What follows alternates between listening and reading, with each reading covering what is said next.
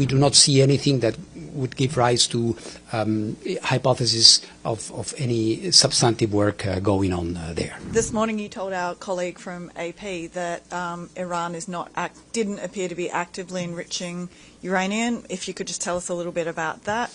And then that you had recently, or the agency had recently detected some renewed movement at the nuclear sites. What sites, what movement, what's being moved?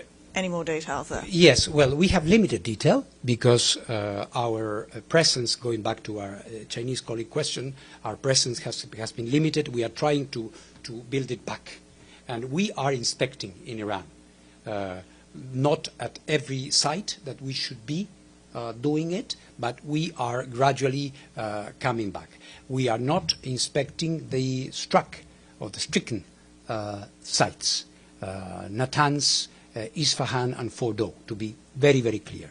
We are in discussion with Iran. They are arguing that for security reasons there should be a discussion on how this is going to be done, but one cannot say that there is not, we are not having a conversation. And I think in terms of what we are seeing, we're not seeing anything relevant that would give, this is the reason of how I answered to your colleague this morning, we do not see anything that would give rise to hypothesis of any substantive work going on there.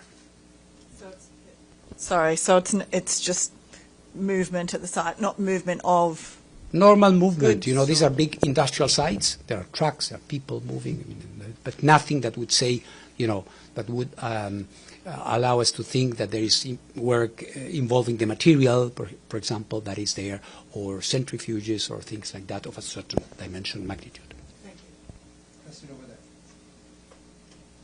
Yes, go ahead. Nam Abdullah with Rudao Media Network. I think the Iranian parliament recently approved a legislation to suspend cooperation with the IAEA unless certain conditions are met.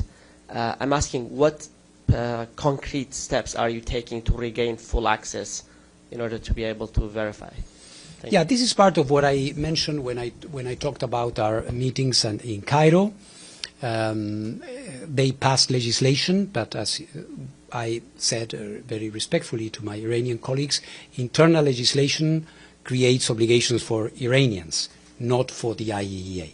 But my effort is to try to conduct a diplomatic effort, to try to understand their concerns. They have been attacked, so they have concerns, and we want to address these concerns because we do not think that the inspection work of the IAEA, on the contrary, we believe it's a stabilizing factor. It's a factor that would allow Iran, as I was saying, I can say that there's no nuclear weapon program because we have been inspecting.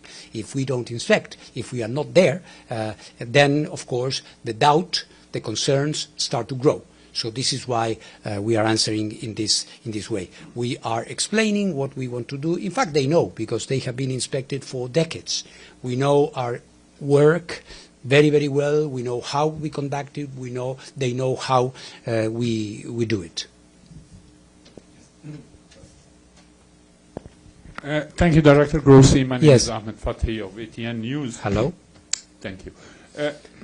With regard to nuclear safety, Yeah. we have many nuclear power plants in Ukraine, which they are I consider to be the highest at risk. And then we have now with the increased demand on power and with the AI and the data centers has been construction, so there is more nuclear power plants are coming, which is all under civilian use. What are the safety standards and how do they differ between those reactors built by the US or by Russia or by China or by France?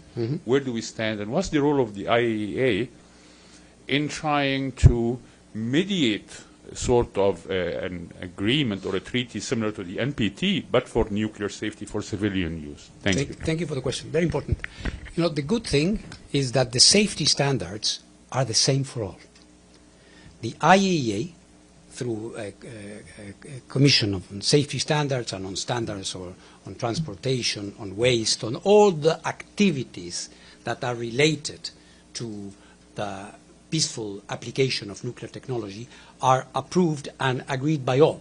So you don't have standards that are lower for one country and higher for a different country. It's the same exact type of safety standards, which is indispensable because in so doing we can have an element of comparison. And the IAEA does a lot of peer reviewing, safety inspections or visits. So on this, I can reassure you that we have a level playing field.